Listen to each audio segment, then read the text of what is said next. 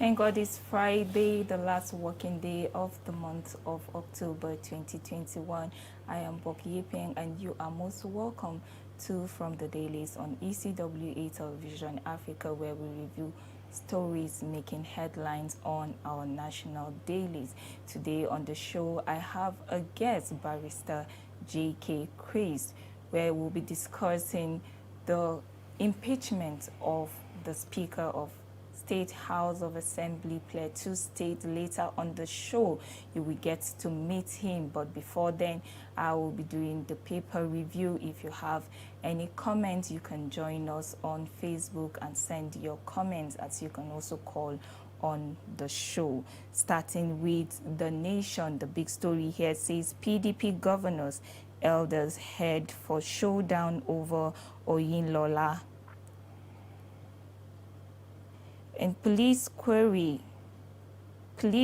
carry on panel's findings. No extradition request yet. ICPC recovers 301 houses from 2 civil servants. Government winning war against Boko Haram bandits.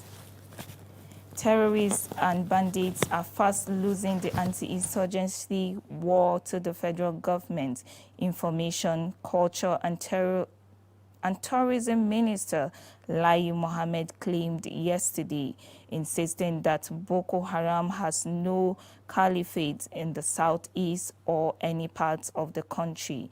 The minister said the deployment of the 12 Super Tucano jets to pound terrorists in their hideouts has enhanced the anti-terror war. According to him, Boko Haram and Islamic State of West African province ECWA are taking on each other in a mutually destructive lockstep. The terrorists, Mohammed noted, have been surrendering in droves. Mohammed spoke at a news briefing in Abuja where he faulted a report in The Economist.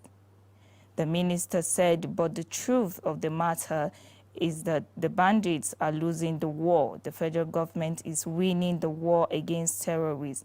Like the governor of Katsina State told us, it is wrong to ascribe ideological, ethnic or religious reasons to bandits. The bandits are just criminals, in his words. He said, we are the same. The bandits, the kidnappers, the aggressors, and the victims are Muslim. They are Fulani. They are of same culture. They live in the same place. And on Anambra 2021, INEC suspending more than before, says Okoye. Coming from the Inspector General, why we are deploying massively. IPOB has not called for poll boycott. More detail of this story is on The Nation. Deduction from state allocation on hold for now. The last story here says FBN Holdings appoints Okonkwo as GMD. These are all the stories making headline on The Nation. And moving on to the Daily Sun. On 2023, Khan rejects Christian Muslim ticket. Nigeria needs competent, healthy president. This is coming from Catholic Bishop. And still from Anambra, we've not called for boycott of election, says IPOB. It says on November 5th, sit at home. Catholic Archbishop laments militarization of Southeast. And federal government slams economists, insists Boko Haram has no caliphate in Northeast. Troops kill 109 terrorist bandits in 2 weeks. 1,199 surrender. P&ID scam. Court issues arrest warrants against Irish man. New revenue formula ready by December. This is a report from RMAFC. Northeast splits over sharing formula. And coalition plans 1 million man protest over missing Vanguard reporter. 5 students killed, 13 injured in Kano auto crash. Drama as 8 members impeach Plateau Speaker. Abok suspends new Speaker, 6 others. This is the story. We will be having a discussion later on the show with Barrister J.K. Chris. Soyinka blows hot, says Nigeria in a mess, disintegrating. The last story here says attack on Abuja Kaduna train acts terrorism, railway workers. We have a picture story here of a man on the ground in protest against the impeachment of the Speaker, Plateau State House of Assembly, Mr. Ayuba Abog, in Jos yesterday. Moving on to the Daily Independent. The big story here on National Convention. Apprehension grows in PDP over appeal court verdict. Party's appeal committee submits report. Our convention will shut down APC, says Fintiri. No communication from FBI on Abba Kyari extradition. This is coming from the Inspector General of Police. Justifies massive deployment of personnel for November 6 Anambra election. Facebook changes company name to Meta. And on 2023, Mimiko meets PDP governors set to dump ZLP. While on 2022 budget, National Assembly will ensure defense security gets highest vote, says Senate President. NSCDC moves 20,000 officers to Anambra ahead of Guber poll. FIRS plans tax audit on operators in maritime aviation sectors. How ICPC recovered 241 houses from public officer.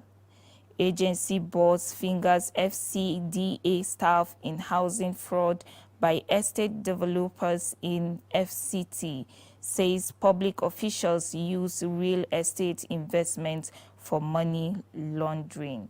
These are all the stories we have on the Daily Independent.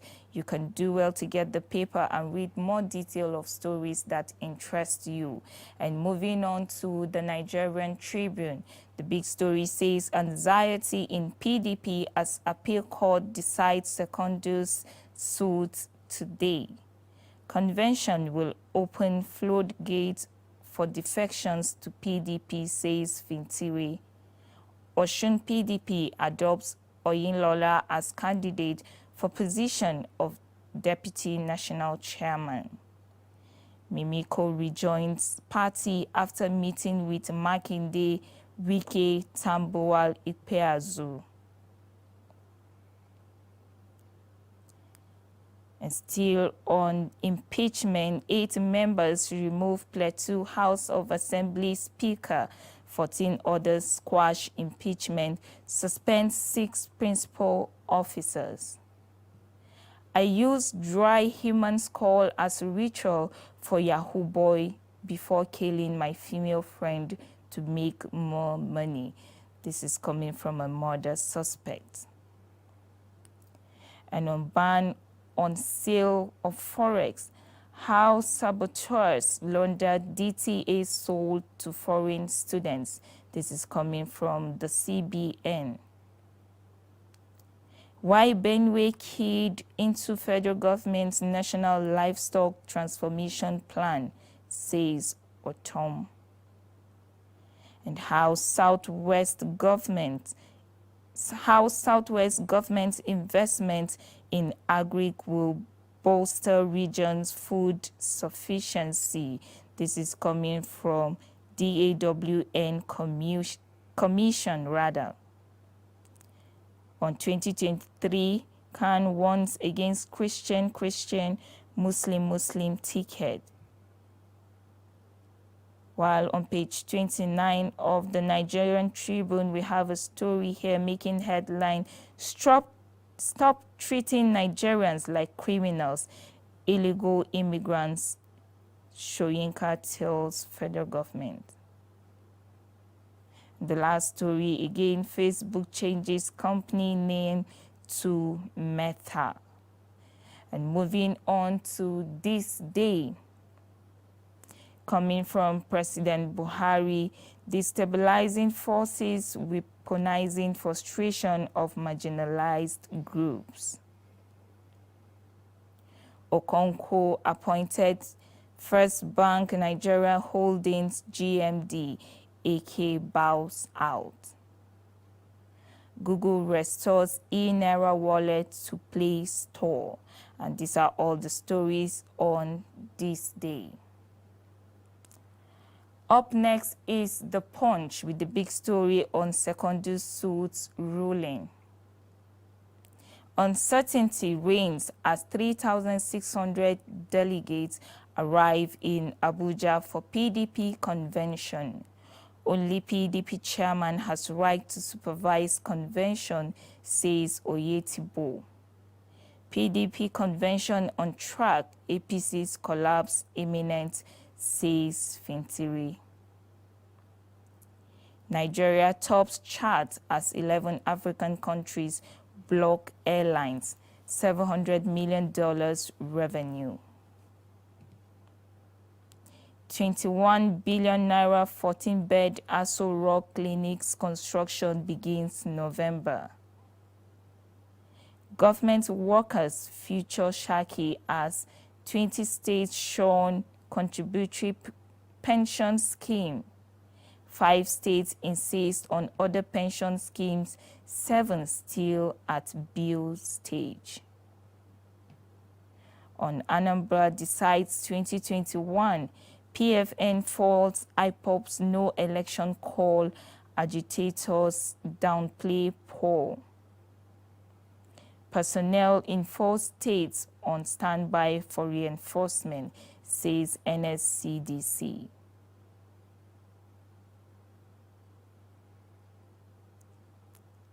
Tambuwal orders visit Mimiko, ex-governor sets to rejoin PDP. Lai Mohammed lied. He funded 2019 Kwara APC elections, says secretary. You want to know more detail of this story? Do well to get The Punch. NIMSI suffers network delay amid race to meet SIM-NIN deadline. Suspended cultist caught with pistol in Ogun school during exam.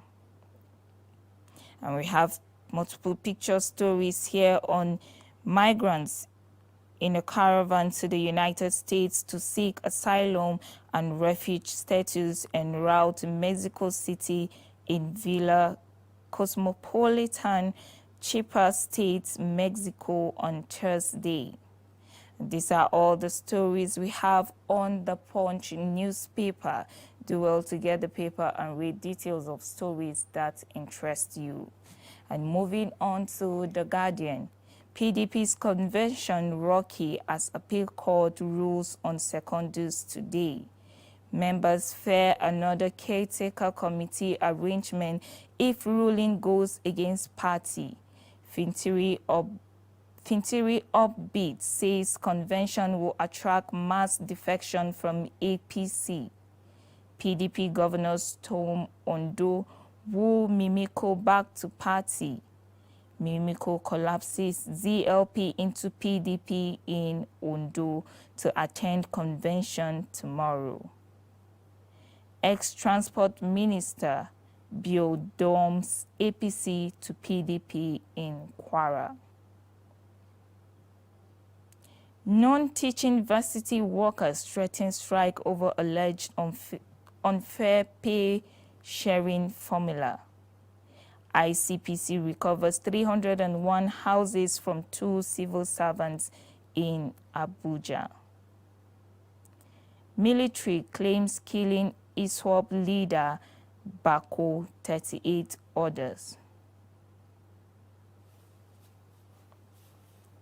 Nigeria is disintegrating before our eyes, says Soyinka. Narrates torturous ordeal with COVID-19 travel processes returning to the country. Tax federal government on efficient, I beg your pardon, I take that again. Tax federal government on efficient management of international travel portal. The vulnerable writer and Africa's first winner of Nobel Prize in Literature, Professor Wole Soyinka, has described the country as being in a mess and gradually disintegrating before our very eyes. The renowned playwright spoke yesterday at a media briefing held at the Freedom Park, Lagos. He said this while reacting to a question on the situation in the Southeast. Responding, the playwright was pessimistic about solution from government, saying, "We are in a mess. This country is in a mess. It is disintegrating before our very eyes. The government is plundering. It is not mainly that the government is devoid of a holistic solution. The problem really is that this government does not have a holistic grasp of the problems of the nation and environment in which we live in and the time in which we are living." The last story here says we need 13 billion naira to fix failed portions of Sango Ota Road, says Abiodun. We also have 2 different picture stories here. You want to know what the picture stories have to say? Do well to get The Guardian and read details of the stories. And on Business Day, private funds in fresh bid to reverse Nigeria's $1.5 billion medical tourism. This is all we have on Business Day. And moving on to First News. The big story here says Plateau Speaker impeached at dawn, returns at noon.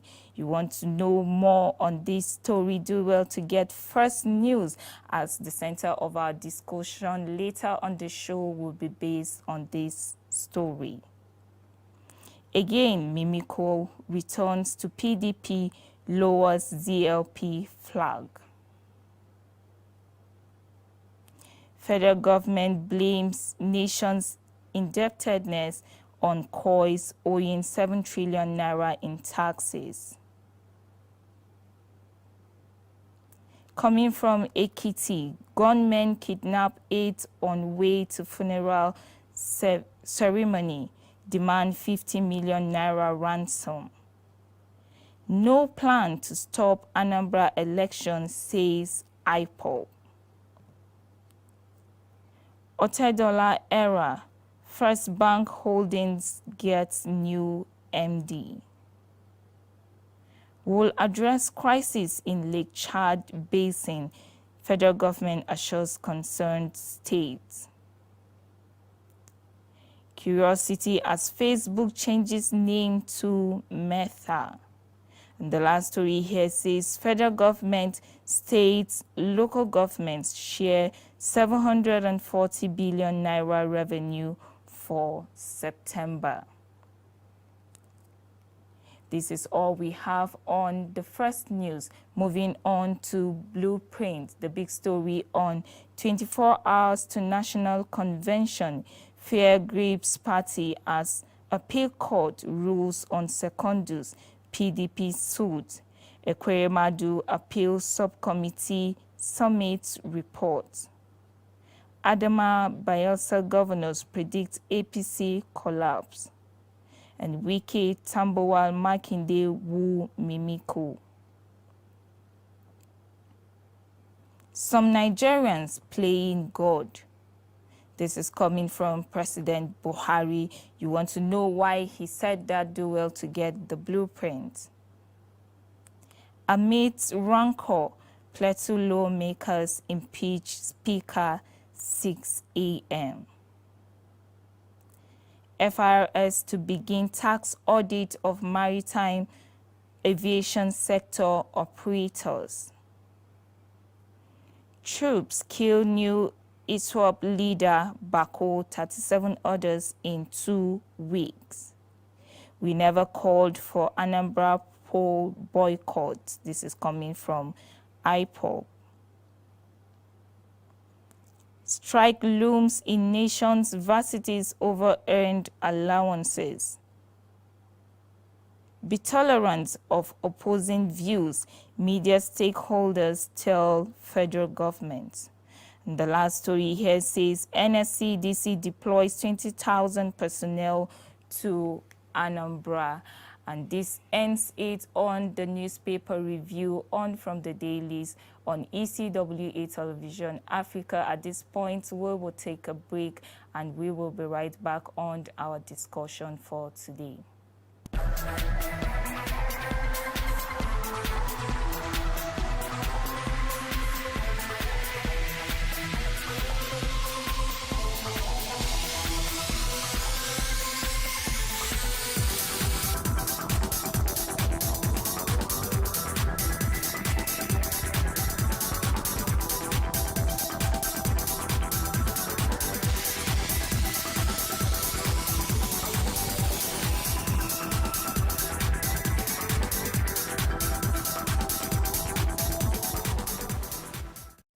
You're welcome back and many thanks for still staying with us on the newspaper review brought to you by ECWA Television Africa, tagged From the Dailies.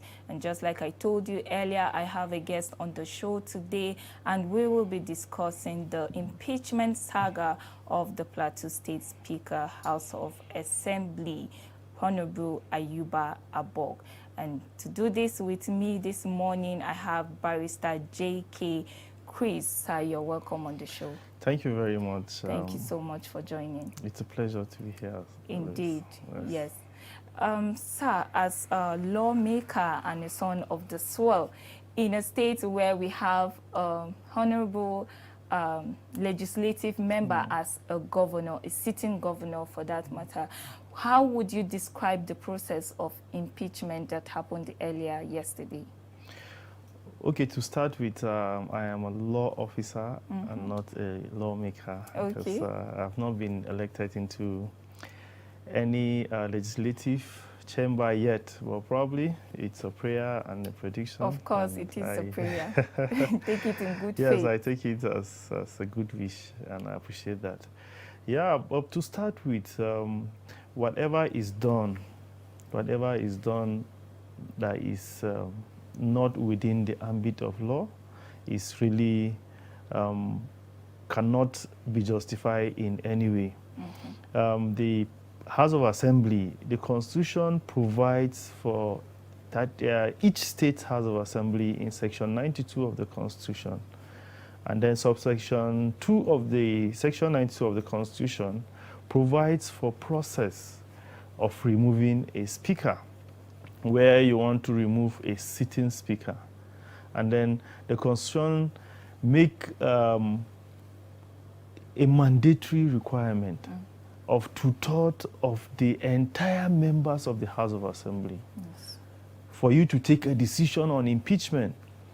Yes, there are quorums that you can conduct other activities of the Legislative House. But as far as the impeachment process, the Constitution specifically stated that 2/3 majority of the entire members of the House of Assembly is what is required. And then going down, the Constitution has also given the House of Assembly some powers to make laws. Yes. They have powers to make laws. And such powers is what they also make law that guides them. They call it rules of the House. Each legislative house has its own rules. The National Assembly has its own rules aside the Constitution. And that is why when you are taking oaths to be the member of a National Assembly or any state House of Assembly, you are given two documents. The first document is the Constitution. The second document is the rules of the House. Yes. So there are laid down procedures in the rules of the House, particularly Plateau State House of Assembly, where you have to follow such rules to be able to make a change of leadership if you so desire in the House of Assembly.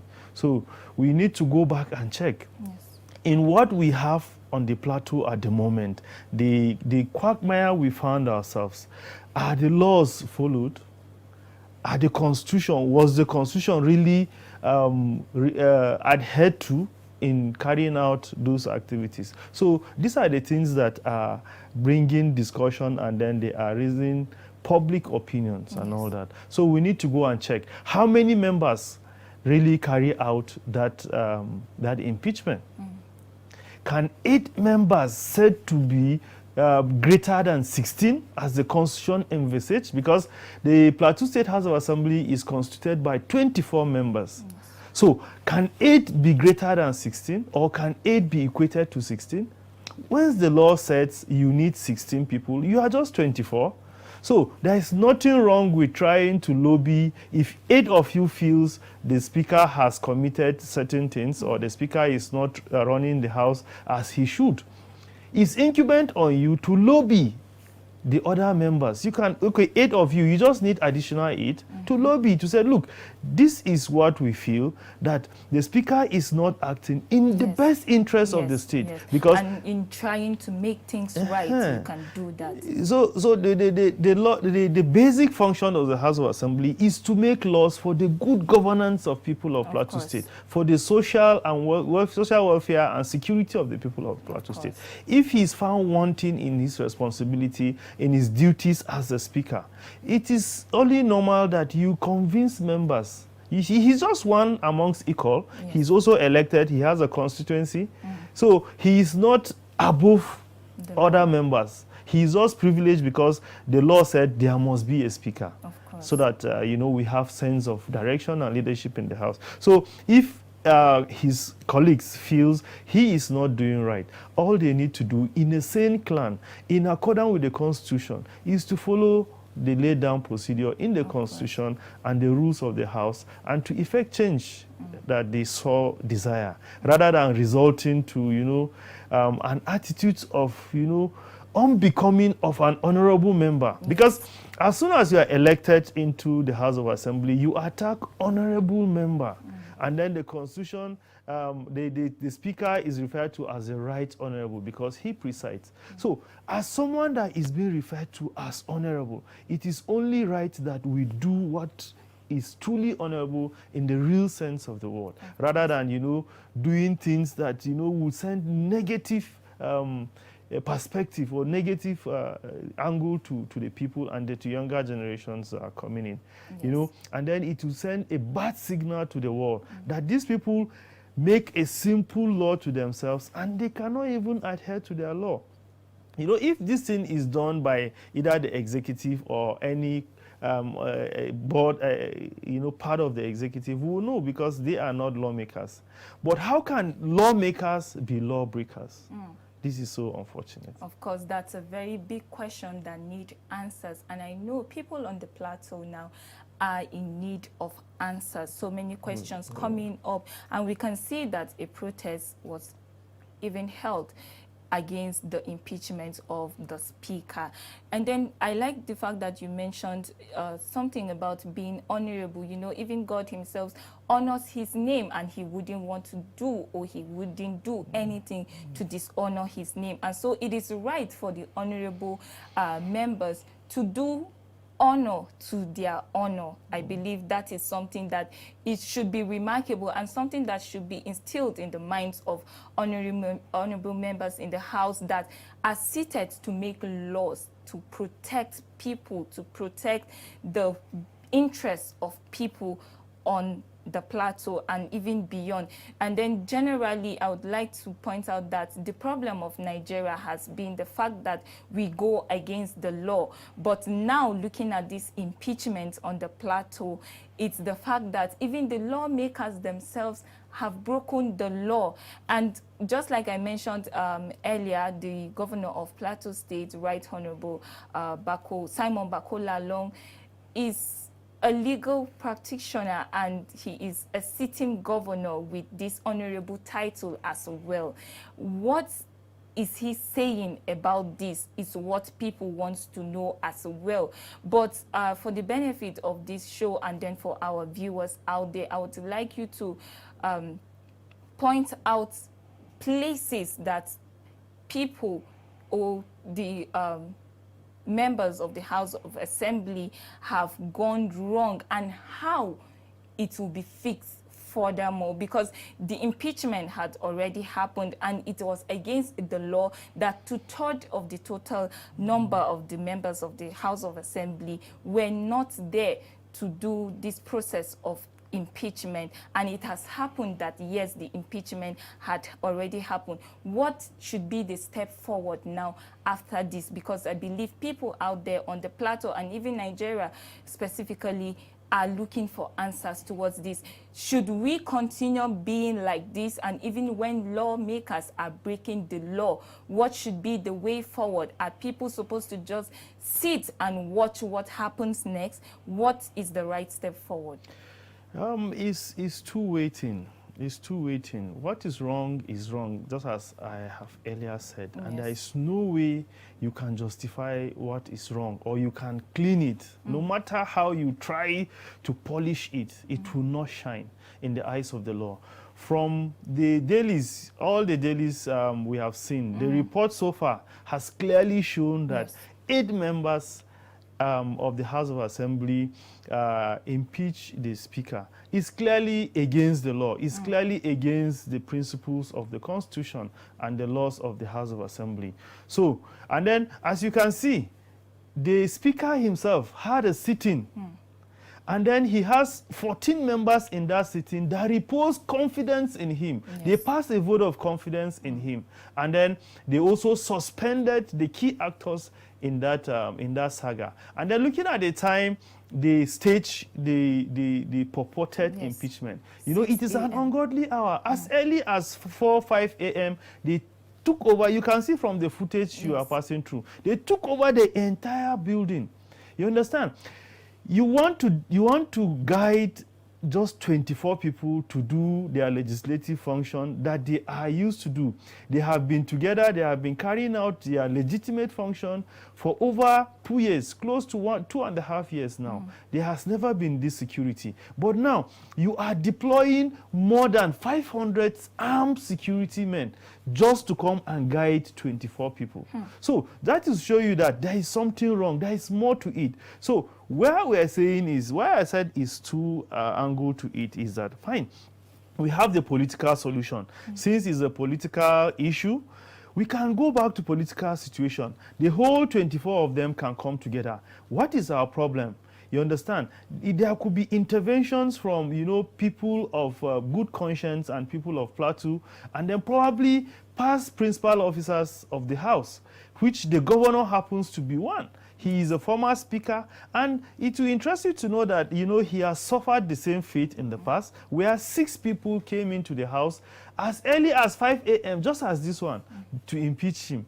And then, as God will have it, the court in Nigeria has overturned that impeachment, and the court referred to it as gangsterism, that this is a coup, this is a rape on democracy. So the court squashed his impeachment, and the law made it clear, even in that judgment, that for you to remove a speaker, you must have 2/3 majority of all members. Where there are vacant seats, those vacant seats must be filled before you carry out such functions. So, since we have a clear not only as provided the constitution is there, the laws of the house is there, and then we have the judicial pronouncement, which itself is law.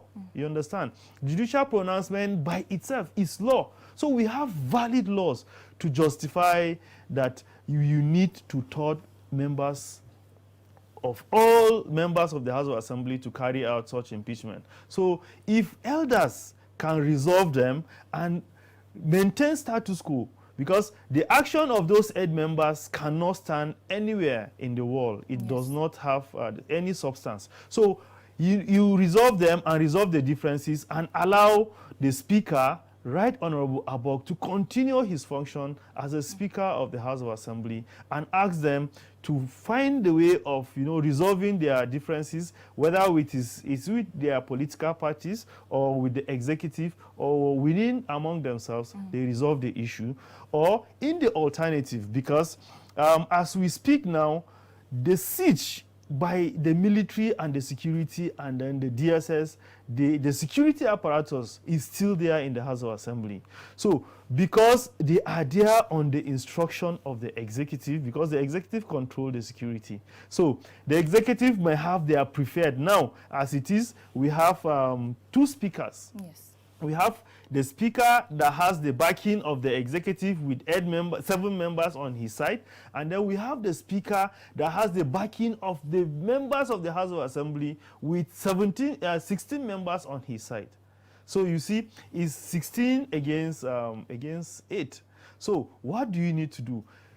You have the security, you have the executive backing, but you don't have the support of your members, your colleagues. But this one is an innocent person. He does not have the security on his side. He does not have the backing of the executive, but he has his colleagues on his side.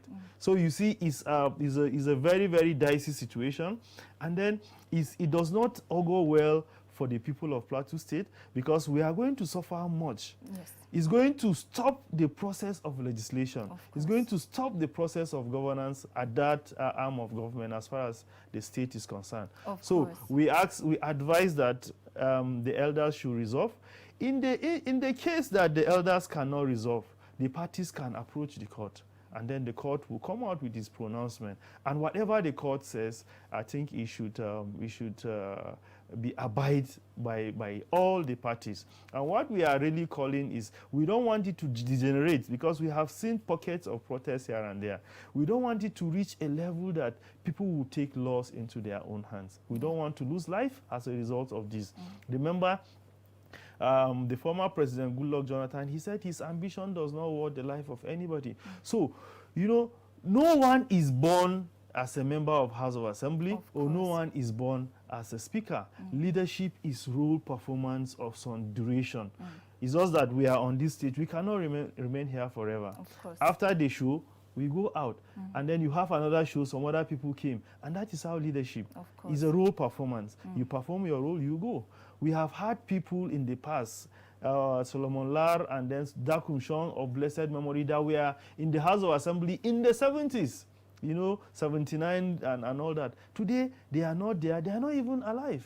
May God rest their souls. So nobody should allow, the desire for power. God gives power, and God gives power to whomever he wishes. If you force yourself into power, you may not be able to do well. You understand? You may not end up well. So allow God to do what he wants to do with you. And then people of Plateau to decide, your colleagues to decide who wants to lead them. You're just 24, you can agree and all that. And then if that is not done, go to court. I don't expect any of them to resort to self-help or resort to hiring talks, because of the lack of employment around town, there are so many willing tools that are ready to come and cause chaos, even at the expense of their life. They don't care. So I really would not wish, as a law officer, I would advise that in this situation, whoever is aggrieved can approach the court, and then the court will give its verdict. And I'm sure the principal actors will respect whatever will come from the court. So two-way thing. You can do the political solution, or you can do the legal solution by approaching the court. Yes. Rather than, but one thing we don't want is we don't want breakdown of law and order in the state. Of course, and then I advise the governor, as you said, the governor, what is the thinking of the governor?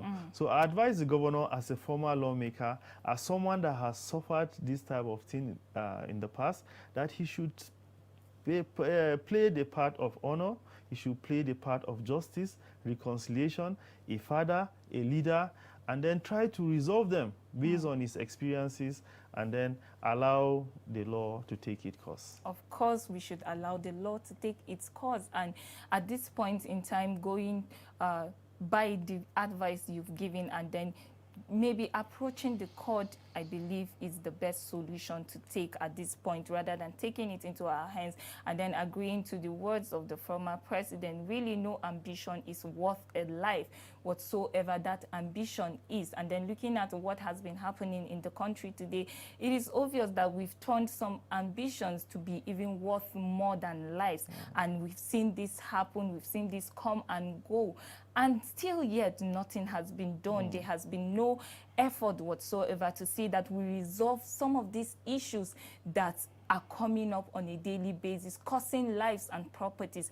And even for the fact that we are still recycling the same issues, just like what happened with the sitting governor before now. He had the same situation as this, and we can see that it's being recycled even the same way it happened, using the same time even. And you would see that this is almost like a planned work. I believe that people out there will believe that this is a planned work, and this is something that, because we have refused to take deliberate efforts to take steps forward, we will continue to recycle the same issues. But as patriotic citizens and then indigents of the plateau, we have come out to speak against this, and we are still saying that there are better ways that we can meet to the resolution of these issues in Plateau State today. And now, presently, as we speak, we have two speakers of the House of Assembly. What will be the resolution at the end of the day is what we do not know, but we cannot sit and fold our hands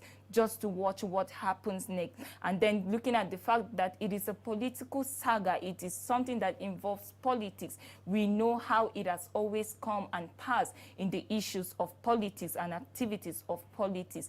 Really, the State House of Assembly Speaker has been accused of some things, has been alleged of some things, one of which is the fact that he is highly handedly, and then he is also someone who does not go for political functions or even attend government functions. And at the end of the day, we have the big one, which is the financial recklessness. And it's really something that has also affected other sectors of Nigeria. Financial recklessness has been one of the issues of Nigeria recently, and we've seen how that some cases of looted funds have always come up. What should have been the process taken against these allegations, rather than just impeaching him and then impeaching him illegally for that matter? That is, we have the case of two wrongs on the table, and trying to make a right, we did another wrong. So what would have been the case of this alleged terms that had been given out against the speaker, rather than just impeaching him? Yes, as a member of the House of Assembly that noticed that something is going wrong, the law allows only 8 members to write a complaint. You understand? If you talked about high-handedness, that cannot be quantified. That is just a vague statement.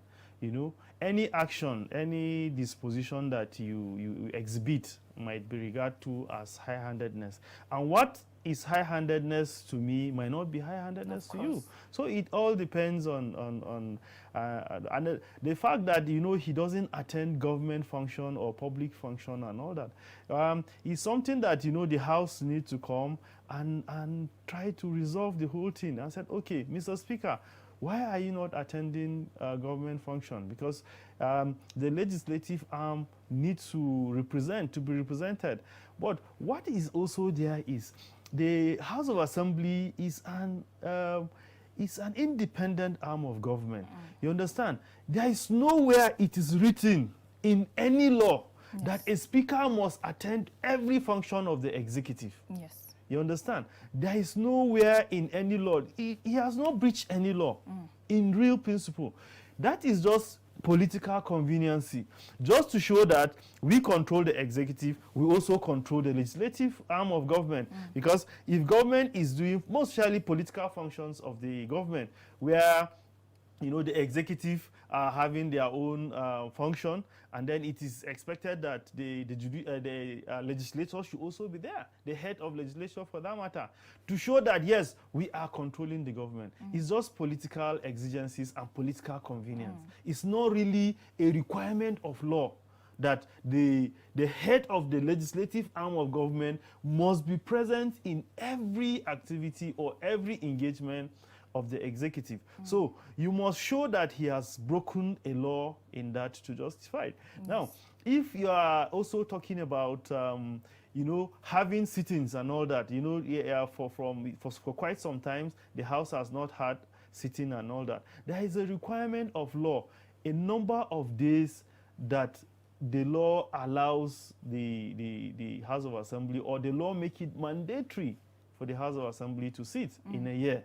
So you need to make that calculation and come out clean and find out, has that been breached? Are we up to the days that the law has made it mandatory for the House of Assembly to sit? If it's not, if he has met up the days, probably he has met up the days in the early part of the year before now. So he might decide that, look, we can relax now and do other constituency engagement and then citizens engagement and all that. Yes. And then, so you need to come out clean with that. And then if you said that he has, financial recklessness and all that, you need to also furnish those allegations with facts. With facts. The law says if you furnish this allegation, they will be investigated. It is when he is found wanting and when he is found guilty of those things that you resolve to impeach him. But you cannot be, the judge in your own case. Of course. You make allegations and you pass verdicts. And what is the verdict? An illegal impeachment. So what we are saying is you come up with all your allegations, and then those allegations are investigated. Like in the House rule, if you bring those allegations, they will be sent to the Chief Justice of the state. He will constitute a committee within 2 weeks to look at those allegations. And then the speaker also have the opportunity to defend himself. The speaker or the governor will have the opportunity to defend himself. There is one principle of law that is so cardinal that without it, you cannot succeed in law. That is the principle of fair hearing. Yes. And that is gotten from the Bible. In Genesis, when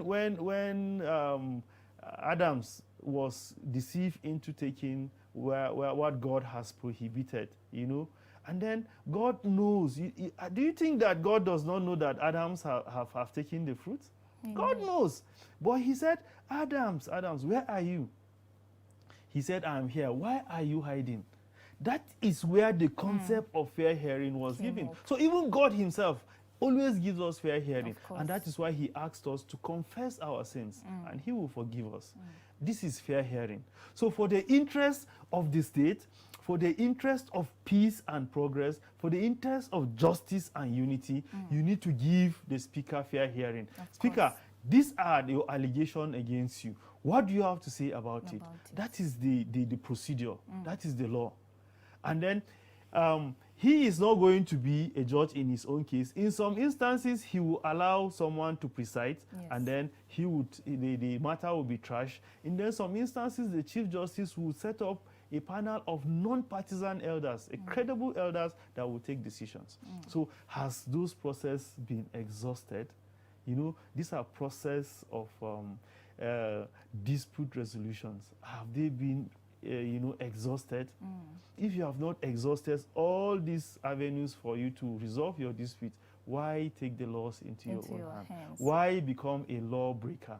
You decide to, as a lawmaker. Yes, as a lawmaker, you decide to break the law. You make the law, because before a constitution can be passed, all the two-thirds of the House of Assembly in the state must consent to it. So they are part of the making the constitution. And you also make laws for yourself in the House of Assembly. Yes. You all consented to it. So you now jettison the constitution, you jettison the law you make yourself, and then you take the law onto your hand and break the law and disturb it. And then the pain in all this is that our younger ones are seeing, the young people are seeing. The footage are everywhere, the news is everywhere. You know how social media works. Yes. Every child now, has is on knowledge WhatsApp. Of what is happening. And then what lesson are we teaching the younger generation? What message are we sending to the world? And that is what is really disturbing us. Even as law officers, we feel our lawmakers should always exercise restraint and obey the laws. Of course.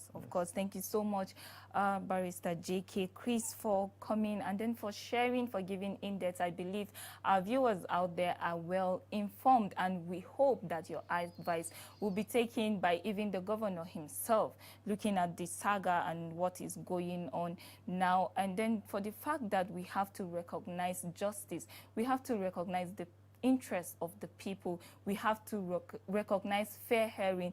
I believe that this is something that should be resolved within weeks or even within a month maximum.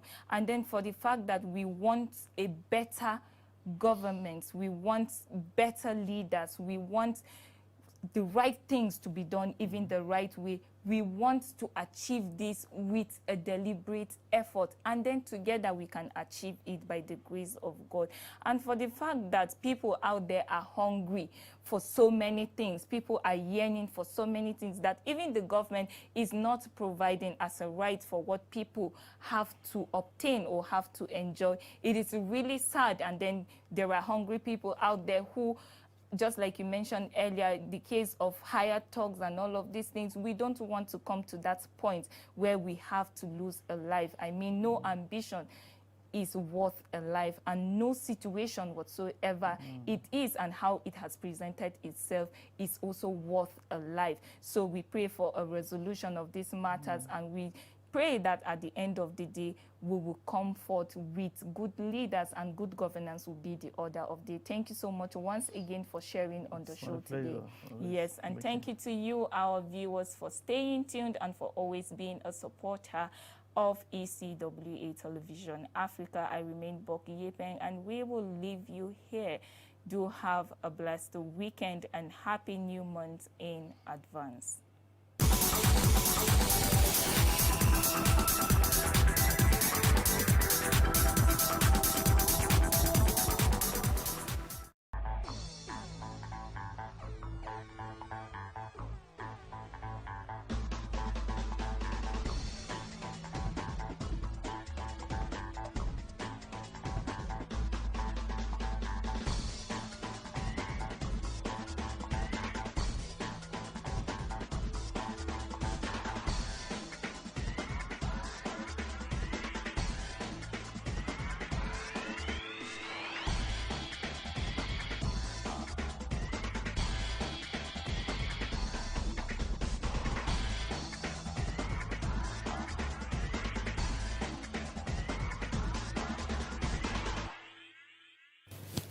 Thank God it's Friday, the last working day of the month of October 2021. I am Boko Yepeng, and you are most welcome to From the Dailies on ECWA Television Africa, where we review stories making headlines on our national dailies. Today on the show, I have a guest, Barrister J.K. Chris, where we'll be discussing the impeachment of the Speaker of State House of Assembly, Plateau State. Later on the show, you will get to meet him. But before then, I will be doing the paper review. If you have any comments, you can join us on Facebook and send your comments, as you can also call on the show. Starting with The Nation, the big story here says PDP governors, elders head for showdown over Oyinlola. And police query carry on panel's findings. No extradition request yet. ICPC recovers 301 houses from 2 civil servants. Government winning war against Boko Haram bandits. Terrorists and bandits are fast losing the anti-insurgency war to the federal government. Information, Culture and Tourism Minister Lai Mohammed claimed yesterday, insisting that Boko Haram has no caliphate in the southeast or any parts of the country. The minister said the deployment of the 12 Super Tucano jets to pound terrorists in their hideouts has enhanced the anti-terror war. According to him, Boko Haram and Islamic State of West African Province ECWA are taking on each other in a mutually destructive lockstep. The terrorists, Mohammed noted, have been surrendering in droves. Mohammed spoke at a news briefing in Abuja where he faulted a report in The Economist. The minister said, but the truth of the matter is that the bandits are losing the war. The federal government is winning the war against terrorists. Like the governor of Katsina State told us, it is wrong to ascribe ideological, ethnic, or religious reasons to bandits.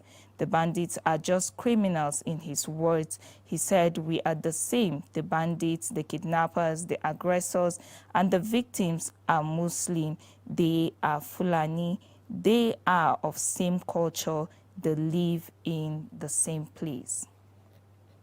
And on Anambra 2021, INEC suspending more than before, says Okoye. Coming from the Inspector General, why we are deploying massively. IPOB has not called for poll boycott.